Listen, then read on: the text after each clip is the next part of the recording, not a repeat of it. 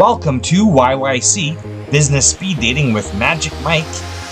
Book your free business video spotlight at YYCBusinessSpeedDating.com.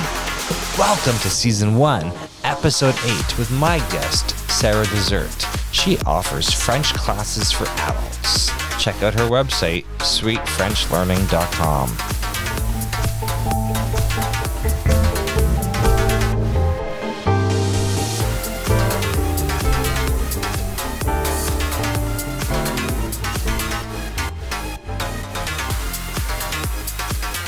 Hi, my name is Mike Duffy, author of Brand Sharks, Unstoppable Strategies for Business Leaders. I'm also producer of MupoEntertainment.com's technology show, Don't Get Hacked. Call me for help.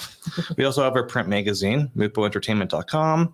And I'm also the founder of Calgary Cybersecurity Startup, DontGetHacked.ca.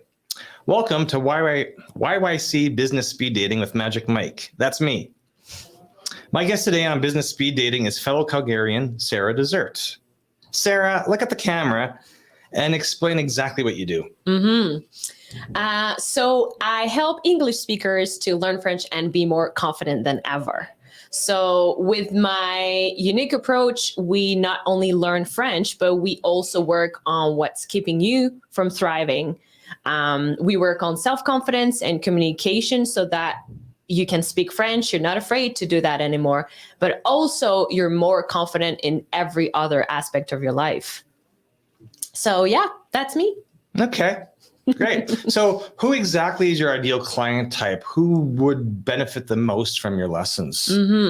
So my ideal client is usually, so first I teach only adults. That's only important. Adults, okay. Yes, Perfect. I do not teach kids anymore. I focus on adults. It's a native English speaker, usually a woman that is that wants to learn French, and they've been struggling to do so, whether they had like a bad experience at school that kind of kept them from going back to learning, or even starting again as an adult. It can be really scary for a lot of adults to go back to that. Or somebody that never took French before, but they've been struggling to, kind of learn anything or speak up, for example, in their life, whether it's at work or even on a personal level, and they want to do more things, they want to try more, they want to make their dream come true, but they're kind of stuck in that place. Okay.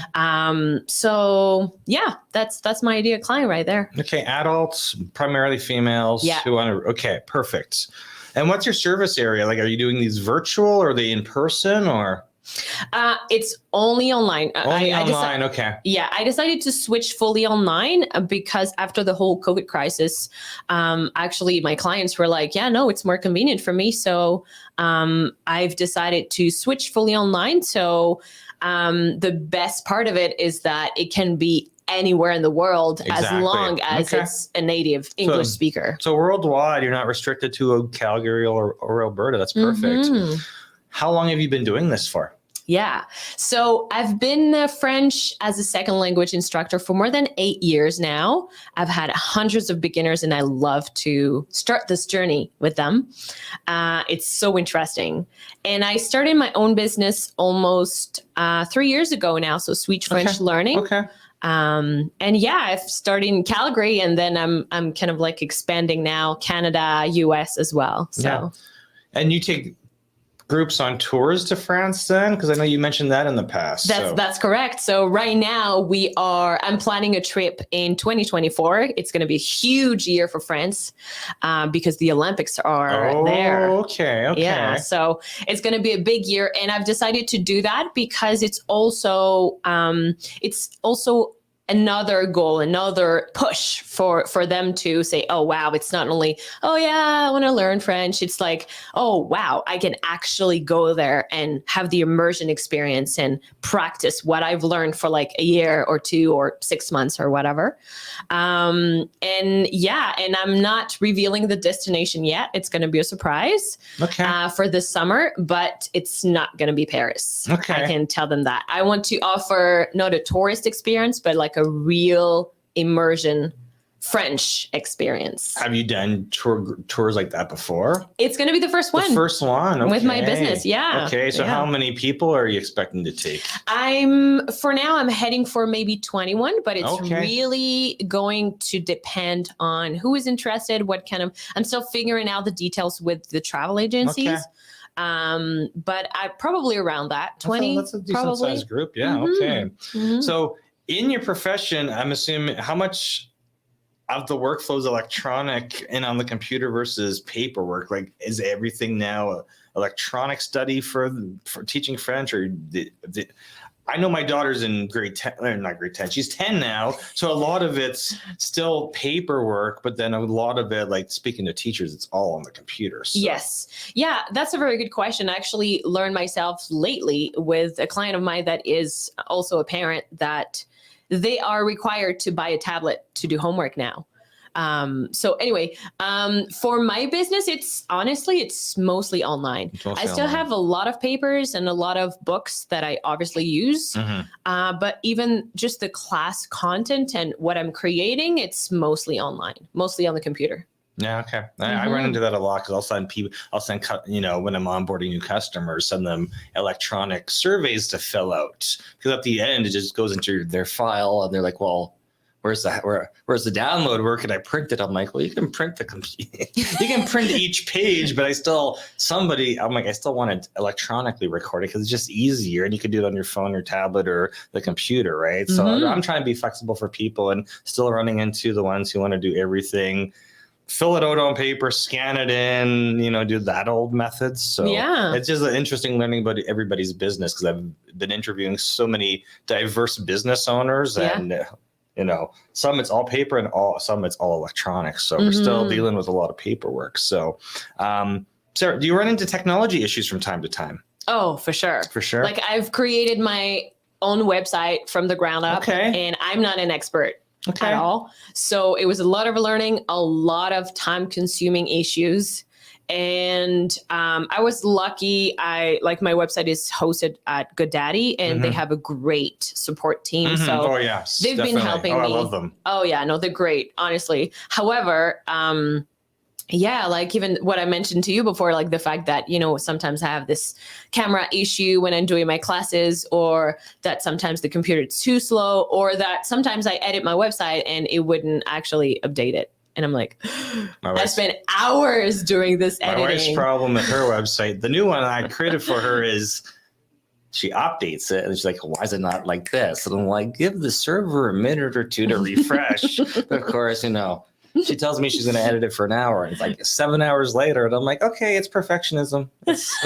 Yeah. Because you don't like when I put the placeholders there. I want her to fill in the photos of the descriptions and the pricing and all that stuff, right? So it's like, all right.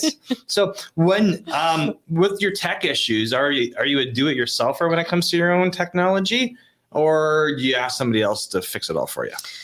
I would say I'm pretty independent when it comes to that. However, my knowledge is limited. Obviously, I'm not an expert, like I was saying before. And my big brother is a computer guy. So when it was like major issues or things that I'm like, I'm not sure how to deal with that, or something where I was stuck, I used to just, he's in France because I'm from France. So he's in France. So at some point also, because now I'm running everything in English, it's also, I had to stop asking him. So I guess I have you now. Yes. So even me, I'm gonna do it yourself. Well, that's how I've learned a lot of. I went to school. I've got my Bachelor of Science, but then it's like just continuously ripping things apart, watching YouTube videos, finding out you're gonna go through like 30 YouTube videos before you find even one that's gonna help. And then we get into the AI and all this stuff, and you're like, okay, there's so many resources out there, but you're gonna spend a lot of time sifting through all those resources trying to figure out exactly what you need. And I'm like, okay, look it up yourself a little bit. Call me. I'll point you in the right direction. Let's go.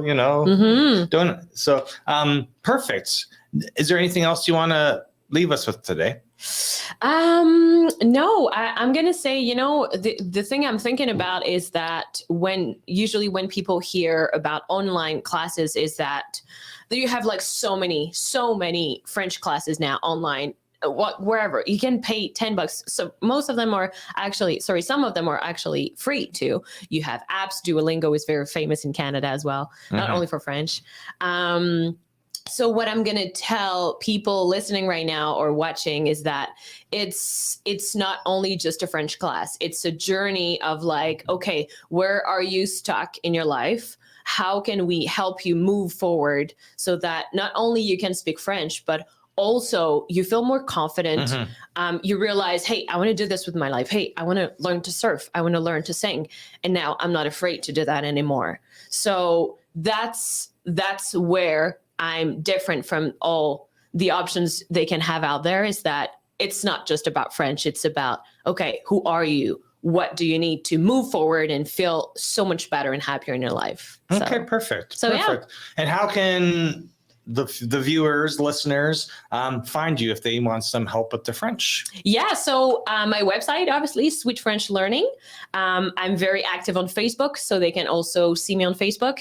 And I'm actually gonna thinking after, a couple people, well, more than a couple, told me, hey, you should be on Instagram. So I think I'm gonna start Instagram as well. So who knows, just you get can content out there and just exactly. See, you just never really know where things are gonna pick up and what you might find. I know my wife restarted all her social media January because she's like, okay, she's off Facebook, she's off Instagram. I went and reactivated that stuff. I put posts up there just to see if we get traffic to the website, but she's really been doing YouTube shorts, 15-second shorts. She's been finding, and she does, she's a yoga teacher. So we got a yoga studio in our basement. So she's been doing stretches, she's been doing oracle card reading, she's been doing other kind of little meditation stuff, and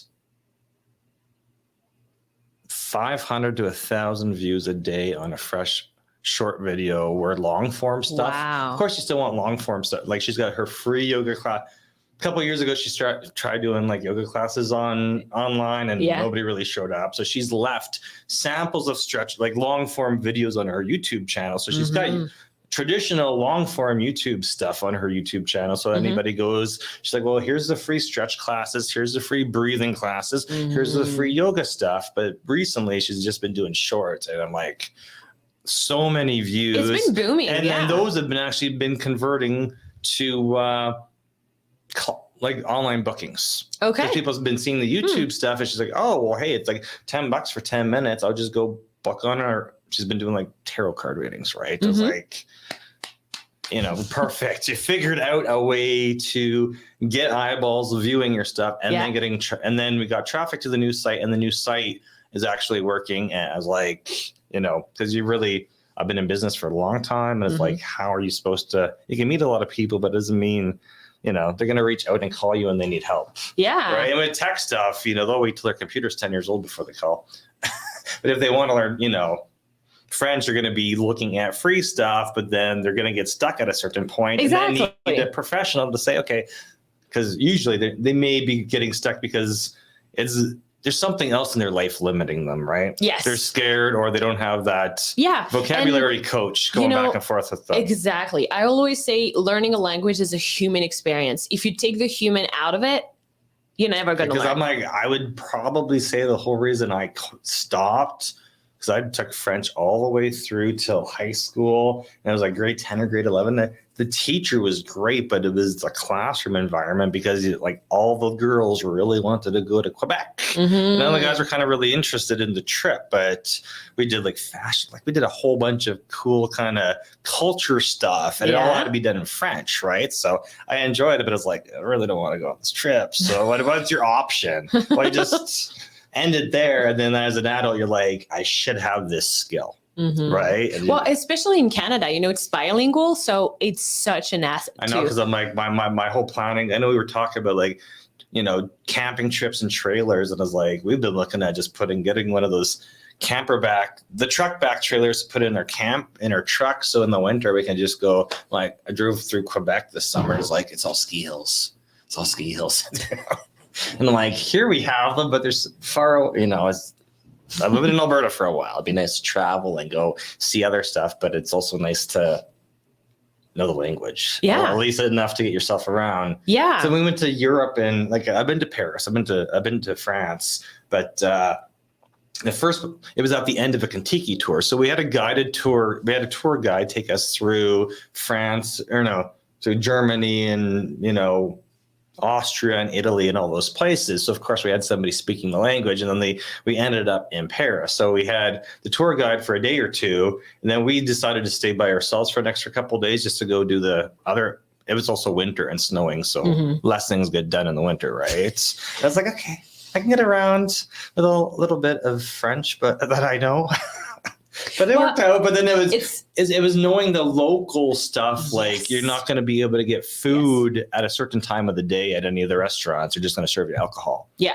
Yeah. And also it's very like, this is the feedback I got from some of my clients, is that when you know the language, you have a completely different travel experience. Yeah. You have a connection with the locals and the little things, or, this little cafe that nobody ever That was the great English. thing about when we were in Amsterdam, because we had to actually book like a supper with the locals. So we didn't have that was before our tour started. So we're just going to go discover Amsterdam by ourselves for a couple of days, and then they do the tour guide version of it, and then have the tour guide take us all through that part of whatever part of Europe it was, right? So the locals told us about so many cool things. So we went to the museums after dark and certain restaurants, and it's like, oh, we would never have known, like looking up on Google or whatever we were using back then to find local restaurants within walking distance of the hotel. We would have never found, they're like, this is the best restaurant in Amsterdam, regardless of what any,